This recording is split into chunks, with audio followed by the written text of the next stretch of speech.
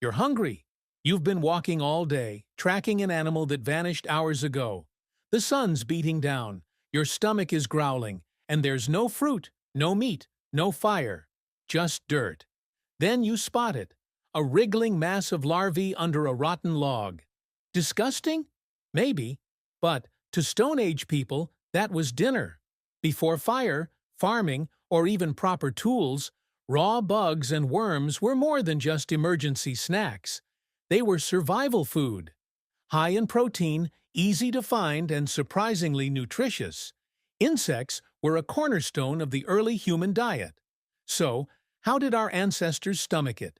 Why did they turn to the crawling and the squirming for sustenance? And could you do the same? Let's journey back to a time when hunger outweighed disgust, and a handful of worms could mean the difference between life and death.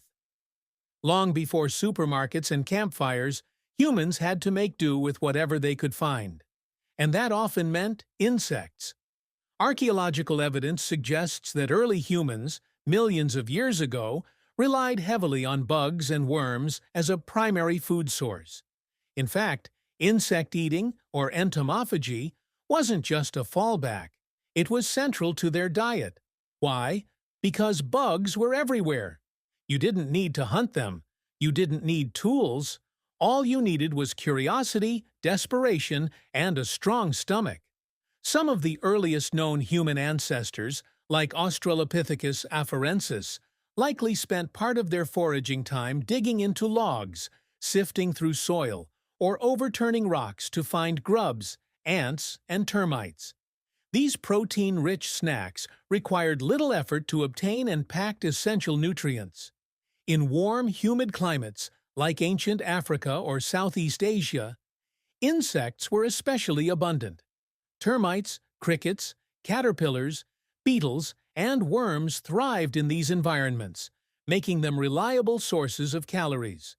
Scientists have found termite mounds with clear signs of disturbance near early hominin sites, suggesting regular harvesting. Paleontologists have even theorized that our ancestors' strong fingers and short nails evolved partly for tasks like picking through bark or soil in search of food. The same hands that chipped stone tools were also used to pluck beetles from leaves, but this wasn't just survival instinct. It was smart nutrition. Bugs are rich in protein, healthy fats, iron, and even calcium. A handful of termites could deliver as much protein as a piece of steak. Worms are a source of omega-3s, and many insects are easier to digest than mammal meat, especially raw. From a biological standpoint, humans are natural omnivores, and our early diet reflected that. Bugs didn't just fill a gap, they filled the belly.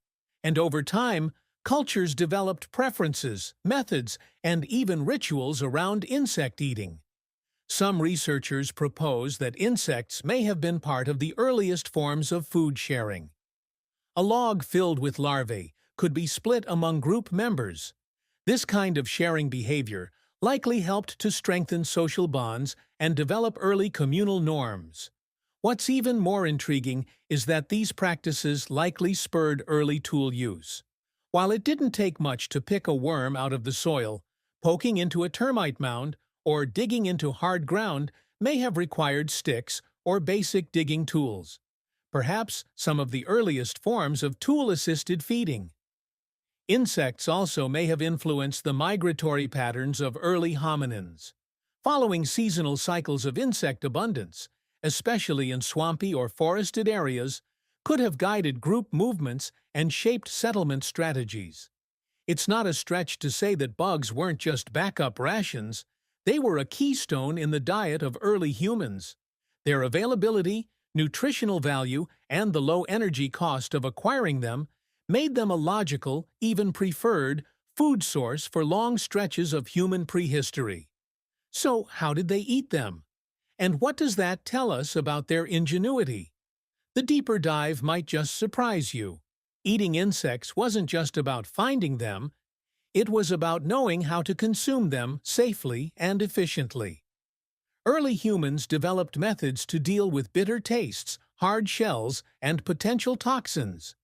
They learned, for example, that some beetles had to be avoided while others were nutritious. These patterns of edible versus inedible likely formed some of the first food knowledge passed down generations. The preparation was minimal, often just plucking and eating raw, but that doesn't mean it was thoughtless. Certain bugs were consumed at specific life stages. Larvae were favored over adult insects because they were softer, juicier, and packed with fat and protein. Even without fire, this choice maximized energy intake. Insects also served as hydration sources. Worms and caterpillars contain water, making them especially valuable in arid environments. For people moving across dry plains or surviving hot seasons, a handful of worms wasn't just food, it was fluid. Then there's the behavior of bug hunting. It required patience, observation, and technique.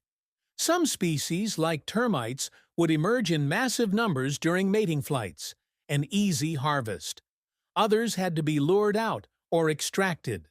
Kids were likely the main bug hunters in a group, their small fingers perfect for digging, and their low status making them ideal for such tasks. It's likely that foraging for bugs was a kind of early childhood education in survival. Over time, communities may have even developed preferences and specialties. Some regions leaned more on ants or locusts, while others favored larvae or beetles. This laid the groundwork for cultural food traditions, a precursor to cuisine. Another overlooked factor: bugs are clean. Unlike rotting meat, they don't require preservation or cooking. They can be eaten immediately. That convenience meant less risk of foodborne illness, especially before fire and storage. Some insects, like honey ants or larvae from wasp nests, were not just survival food. They were delicacies. Their sweetness or texture made them special treats. In certain tribes, catching the best bugs may have even carried status, like catching a prized fish or large prey. And it wasn't all scavenging. Early humans likely engineered ways to attract bugs, leaving rotting wood near camp, breaking branches to expose beetles, or even farming colonies. These tactics reflect not just hunger, but foresight. So next time you swat a bug, remember, that annoying insect was once a vital meal. To early humans, it wasn't gross, it was gourmet. And the techniques they used to harvest and consume them were the building blocks of future food systems. Still think you'd turn your nose up at a plate of raw grubs? Let's see what happens when disgust meets necessity in our next segment. Here's where things get strange. Despite being one of the most ancient and effective food sources, eating insects is now seen as taboo in many modern cultures. But that wasn't always the case, and still isn't everywhere. In the West, the idea of eating bugs can spark gag reflexes. It's called gross, primitive, or third world. Yet the irony is that some of the healthiest and most sustainable food practices come from this so-called primitive approach. Insects are more environmentally efficient to farm than cattle or chickens. They produce fewer emissions, require less land, and provide high-quality nutrition. Our ancestors didn't have scientific journals, but they lived this reality. In contrast, many indigenous cultures today still embrace insect consumption.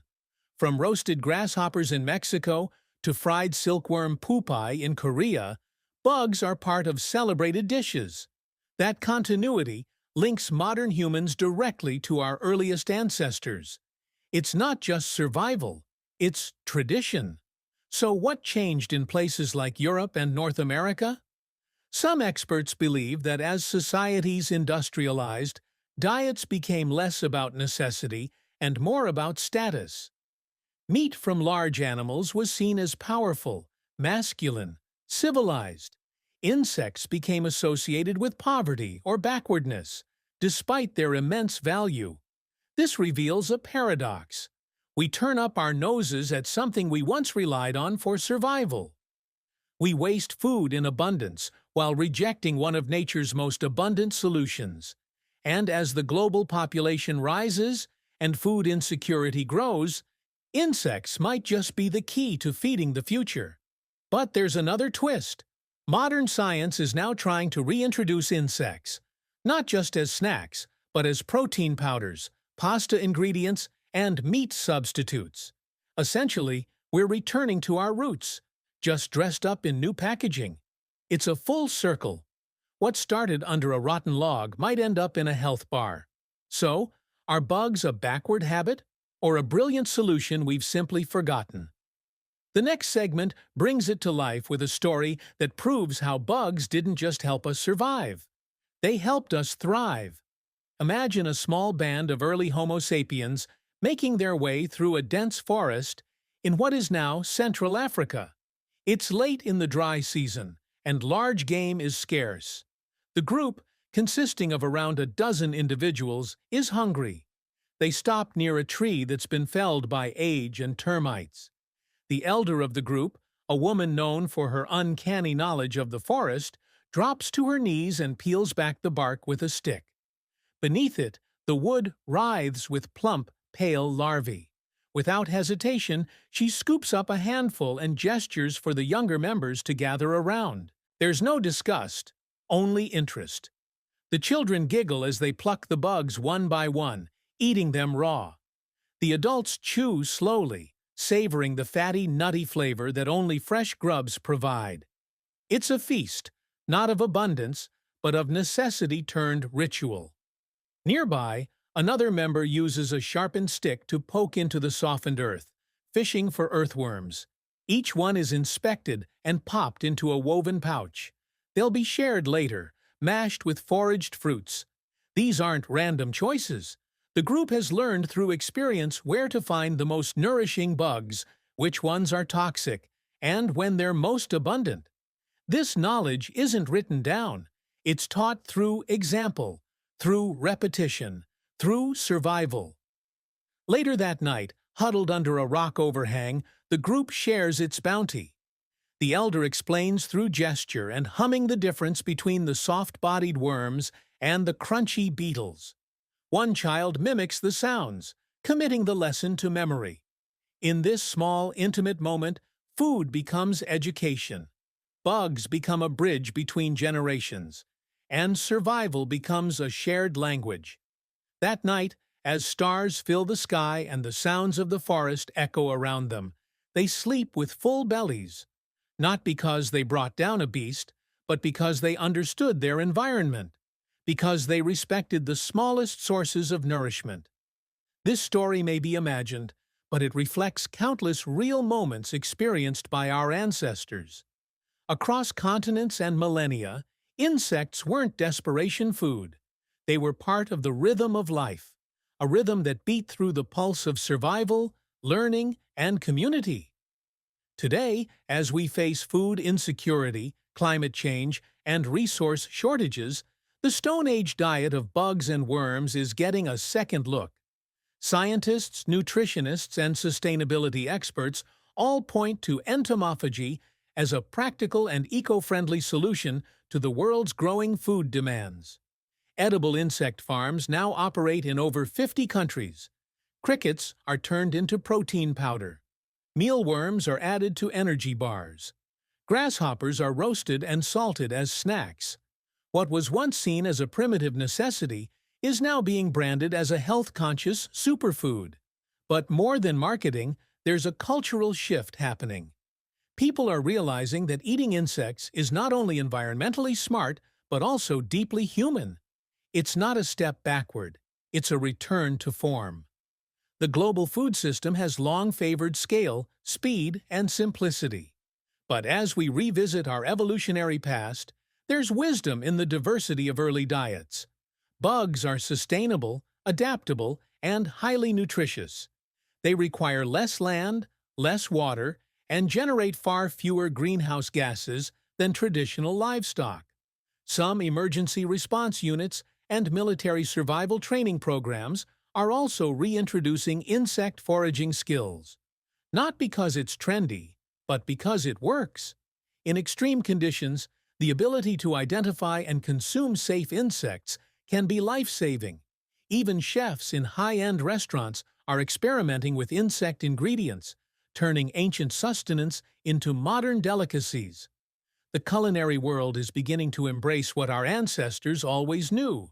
Sometimes the best resources are the ones crawling right under our feet. There's also a psychological benefit. Trying something outside your comfort zone, like eating a roasted cricket, can build resilience, awareness, and even appreciation for the struggles of early humans. So could you survive on bugs and worms? The truth is, you already have the instincts. You already carry the genetic memory of millions of years of survival. All it takes is a shift in mindset. Insects and worms helped humanity through some of the harshest conditions in history. They weren't just food. They were fuel for migration, innovation, and connection. Our ancestors didn't just eat bugs, they learned from them. They passed down knowledge, developed tools, and formed communities around the act of gathering and sharing. These tiny creatures supported big leaps in human evolution. Today, we sit far from the forests and savannas where those first bites were taken. But the lessons remain.